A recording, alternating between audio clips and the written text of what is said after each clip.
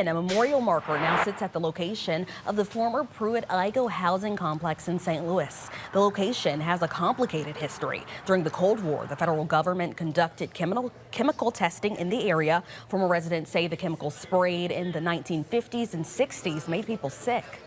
There are people who suffered physically, mentally suffered because of the chemical spraying that they were doing down here in Pruitt-Igoe.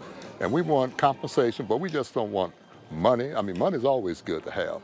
But, you know, we need people to get proper medical care, education, just things of that nature.